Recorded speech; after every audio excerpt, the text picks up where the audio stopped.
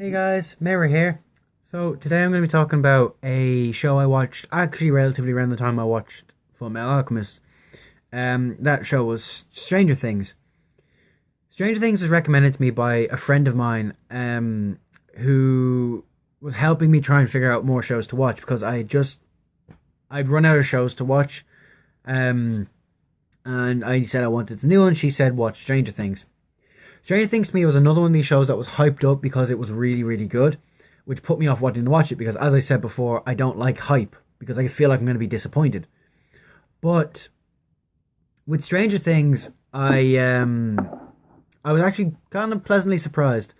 It I wouldn't say it lives up to the hype that it's given, but it definitely deserves some praise.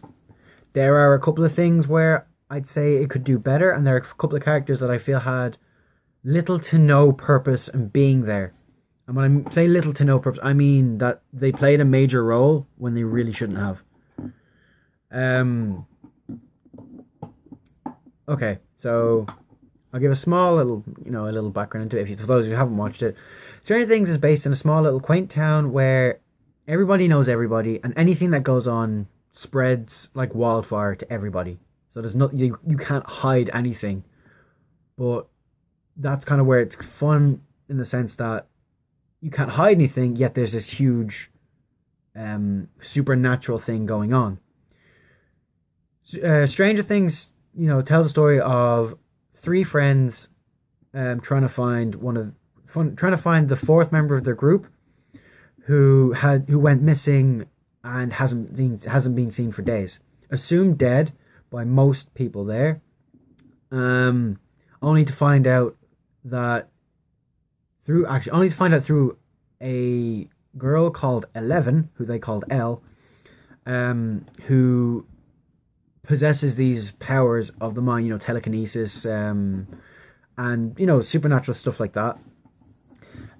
Through a radio, she's able to connect with Will, who she shows to one of the friends, Mike, who then in turn tells his two other friends, Dustin and Lucas, that Will is alive and not dead and they need to go and look for him. The show basically carries on from there in the sense they try and find a way to this new world where Will is, called the Upside Down, where everything is kind of dark and spooky and then a monster lives there. I mean, duh. What else would be living in an upside down world? I mean, what do you think it was going to be? An upside down world full of flowers and fucking ponies? No, fuck that. That would make a good show. Anyway, Stranger Things, it gave me kind of a good sense of intrigue in the sense that it opened up a lot of questions. Mainly what happened to Will, what's going on, who this girl is, where did she come from, and how did she get her powers? Was she born with them? Was she experimented on? Or it's never really truly explained. Hopefully in season 2 it'll explain that in more detail. I don't know when season 2 is going to come out. I really hope it's soon because I really want to know. Okay. I'll give the show praise where I should be given credit to.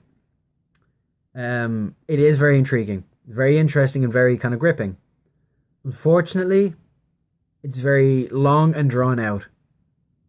To finding out what's going on, it's very drawn out and very kind of like, oh, this could be it, this also could be it, and the ending isn't all that satisfying. If you, in my opinion, anyway. By all means, you guys can you can comment and tell me what you think and tell me if I'm wrong. I'll listen to your comments and everything like that. I'll try and get back to you. But personally, I was not satisfied with season 1's ending. Not gonna spoil it, just saying I wasn't satisfied with it. I'm trying to think. I liked the character of 11. I liked the fact she didn't speak much. I have a huge preference to mute characters because of the idea of they can tell more with their nonverbal communication than they can by speaking. Elle doesn't speak all that much, and what she does say says a lot about her. She knows what's going on. She doesn't want to speak. She doesn't want to tell them. All she tells them is that it's dangerous and that she doesn't want to get them to hurt and that friends don't lie. She's following that moral without lying by not speaking, which is something I really like. I read between her saying nothing and her speaking very little. As well as that, it is a very nice touch that they have that every time she uses her powers, it drains her. It gives a limitation to what she can do. I don't like these, OP characters that can use it continuously and not feel any fatigue whatsoever. There's no there's no tension there in order like, oh my god, they can't do anything because they could just keep going. I like the fact too that every time she uses her powers, she gets a nosebleed. It is an amazing thing to include in a story. That the idea is you get a nosebleed when you're using psychic powers because it's putting a strain on your brain and on your head. That's a nice touch. I like that a lot. Now, Stranger Things also does another thing very well too, is that one of the other friends who was trying to find Will, Lucas, acts as a voice of reason in the sense that he doesn't trust Elle. It's plain as day he does not trust her. He is just going with it because the other two have said, yes, this is a good idea. He doesn't like the idea. He thinks it's stupid. He thinks that, like, you can't trust someone you've just met. And he knows that Mike, liking Elle, as he does, Mike is the main character, kind of. And he does have a crush on Elle. It's clear as day, and, you would, like, what would you expect? He's a nerd. He doesn't know many girls. So this girl shows up, she's kind of cool, and, like, she's kind of, like, different. And she's spending a lot of time with him, and yeah, of course they're gonna like each other. But yeah, Lucas doesn't trust her, and I think I prefer Lucas as a character because of that realistic sense that he has. He acts as the voice of reason. He acts as the more sensible of the friends. Dustin kind of goes along with anything. He just wants to find Will. His mindset is find Will no matter what. Mike is do everything that will make Elle happy because I want to be with Elle. Lucas is probably my favorite character in the show. That is very, very, very, very hard for me to say considering I actually did really like Jonathan, Will's older brother. He I don't know, he just, there was something about the way he would question everything. Like, he would question if it was a good idea. He'd question whether it made sense. That kind of led me to, like, kind of really like him. And then, after all that, he does end up, like, apologizing because he knows he's being an ass. But I don't know if him apologizing is what I enjoyed. I like the fact that he was, like, his own mind. He wasn't getting swayed by a pretty face or peer pressure. He was his own mindset. He had his own way of doing this, and all he cared about was finding Will. But he didn't want it. He wanted to do it with just the two friends because they were the ones he could trust. He didn't know this girl. He didn't know where she came from. He didn't know who she was. So his mistrust in her was well placed. Now, two characters in the show that I really didn't think played a great purpose. That was Nancy, Mike's older sister, and kind of, what was the guy's name? Steve was Nancy's boyfriend. Nancy is a typical, do-gooder. She wants to do her best because her parents are expecting a lot from her, and because of that pressure, she's rebelling. She's rebelling with this guy called Steve, who is like the coolest guy in school. The one everybody wants to be. Every girl wants to date. That asshole that I would love to kick his ass. That's true, I hate those people. But she's rebelling with him, going to parties she shouldn't go to, at like on school nights, according to her parents anyway, and lying to her parents about it. I don't like her. She's a pretty face, do not get me wrong, she's very, very pretty, and I find her very attractive. But her character, no, I don't understand why she's involved. I get it, she's looking for her friend, but at the same time too, her friend goes missing too, just like Will did, And Nancy's like, I gotta find her, I gotta find her. But then I'm just like, you're the reason she's gone missing because you abandoned her. Who the fuck gave you the right to finally make yourself feel better and like go looking for her because you finally give a shit because she's not there? I was like, I get it. I understand Jonathan and Joyce, Will's mother, worried sick. Will is like 9 or 10. I can't really remember how old they are. And they love him dearly. They're a very close-knit family. So I understand why they're going out of their way to try and find, their brother slash son. She abandoned her friend. Her friend went missing. And then she finally gave a shit.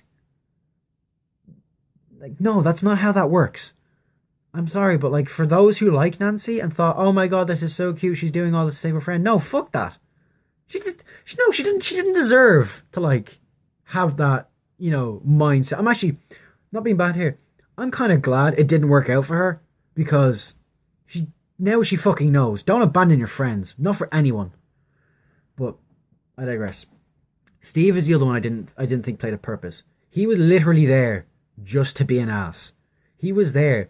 He did not extend the story whatsoever. He did not progress in any way. The only thing he did that was anyway, progressing the story was when it was Nancy, Jonathan, and himself in the Byers' house. That's the Byers is like Will's house. Will Byers is his name. The only thing he did to progress that story was protect Nancy. That's it. But as much as I didn't like Nancy, the chemistry between Nancy and Jonathan was phenomenal. It was there. I loved it. I loved the kind of like, they were like, nudging at like a ship there. They were nudging at like these two getting together by the end. I was like, okay, I kind of like that idea, considering like Jonathan plays kind of a secluded, that's what I'm looking for. Not secluded. Secluded character who doesn't really like anybody. He said it himself in the show. The best quote he had was I hate people. He actually said that in the show, and I was like, preach, motherfucker. I love this guy. Like, he's me. I hate people. People are assholes. I know what people are like. I'm a psychologist. I know this shit. But I loved Jonathan's character, and I didn't like Nancy, but them together, I was like, this is kind of cool. It's kind of nice. She's finally acting kind of normal. She's not acting like this stuck-up bitch trying to impress her boyfriend. She's being herself. And yes, I said I don't think she deserved to finally give a shit, but it was nice to see her act herself. Because even like at the start of the show, Dustin does say that Nancy used to get involved with himself, with Will, Mike, Lucas, and Dustin's games of D&D. She used to get involved. That's what I like hearing about. I said in the last video that I don't like the idea of siblings fighting. I really don't, because, as I said, I'm an only child. I don't know what that's like. I don't know like what it's like to have brothers. I think people take that for granted. But anyway, getting back to talking about Stranger Things here. There was a character I really, really did enjoy watching kind of progress from being down on himself and kind of like mean to really actually caring about what's going on in the town, and that was Chief Hopper. He is the sheriff of the town, and his background is very well explained. The idea that he lost someone dear to him in his past, which led him down a really rough path. Now, I don't know if it's explained fully what path it was, but I'm going to assume it was alcoholism. But he goes from being this really kind of like, don't fuck with me character. Well, he is still don't fuck with me character, but he's like, don't even look at me character, to I really want to find this kid. This kid is like, he's not dead. He starts to like actually take the mindset that the mother is taking, that Will is not dead. That she knows he's not dead, and so does he. And by the end, it's very heartwarming to see someone who was an asshole to everybody actually take an interest and care about trying to find one person so that a parent isn't without their child. Okay, what else was there about Stranger Things? It's not long. It's not a long show at all. Each episode's about 40 to 50 minutes long, and there's about 8 episodes. It's not long at all. It's actually quite easy to watch if you sit down and watch it. There are times where I feel like there are some scenes that kind of were thrown in there to be funny, but it was kind of forced humor, so it wasn't as good. Dustin especially, Dustin was put in there as I want to say he's put in there as a comic relief. He is funny. In some instances, he is funny. But just there are moments in the show where it's cringy. I liked it, don't get me wrong, I did like Stranger Things, and I would highly recommend anyone who hasn't seen it to go and watch it. Just don't expect it to completely grip you all the way. There are moments where I was like watching it, and then my phone would buzz or whatever, and I'd get a message, and I'd lose interest in the show, and I wouldn't even wind back to try and see what I missed. Because 95% of the time, unless it was something to do with Elle, or Lucas, or Hopper, I had no interest. Nancy and her little storyline, again, it just annoyed me that she was like, yes, she abandoned her friend. She abandoned her friend to be with her boyfriend. She abandoned her friend to sleep with her boyfriend. And then suddenly gave a shit when she realized, oh fuck, she's gone missing. She's not actually around anymore. Just takes the idea of you don't know what you have until it's gone. Now, I know it may sound I'm being very negative on the show. I don't mean to be. It is a very good show overall, and I would recommend anyone who hasn't seen it, to watch it. Just know that Nancy better, if they do a second season, Nancy better get her shit together and stop acting like this stupid, stuck-up princess just to impress her boyfriend. Oh no, sorry, I apologize. I got that wrong. She's acting like a rebellious little shit just to impress her boyfriend, who, let's face it, is not even that good looking. He's okay, but he's an asshole. He really is an asshole. Granted, he has his moments where he's like, his redeeming moments where he stops his friends and he stands with his friends and, hey, no, like, fuck that, that's wrong. But yeah, as a whole, I don't like Steve. I really don't. And if he's in the second season, he better improve. I don't know what they're going to do with the second season. I really hope they explain Elle in more detail, because I'm interested to see how she kind of fits into everything, and how she, like, what her background is. It's always hinted at in the first season of what her background is and how she got to where she is. It's just, it's never explained how she got her powers, or how she, how she escaped. That is one that is not explained. She just appears. There is no explanation to how she escaped. Also, before I go, I did say I would talk about the monster. Now, the idea of this is not to be a horror. It's not. It's supposed to be a thriller supernatural show, which is what it is. But the monster is about, I'm going to say, take a wild stab in the dark and say it's about 7 foot tall. Body shaped like a human. The only difference is, on top of its head, it's like a, I want to say like a Venus flytrap. Its face is like that, and it opens up in 4 different directions: up, sideways, and down.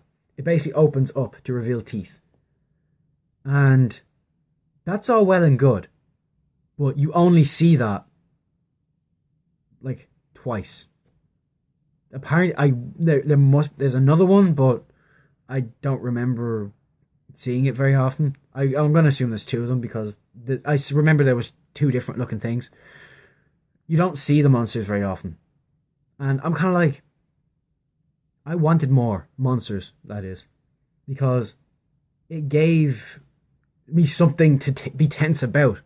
I can't be tense about something I don't know what it looks like. I can, but I don't feel that unless I can see it and see what it can do. I don't even get tense about it. But the monster design was not amazing. It looked like it was made up by a 5-year-old who went, I know what'll be funny. Let's put a flower on top of a head, on top of a body, and make that a monster. It didn't do it. It didn't do it for me. It really didn't. As I said, it looked like a Pokemon. It looked like something that evolved from a Pokemon game. And if that's where the inspiration was, then, you know, bravo. You made a Pokemon. You literally just made a show about a ravaged Pokemon. Come on, dude. You can do better than that. You can give it eyes at least and make it scary. Make it growl more. Make it appear more. Instead of just having it lunge out of walls. Okay. Show as a whole was decent. I'll give it a 7 out of 10. For those of you who don't agree with me, that's fine.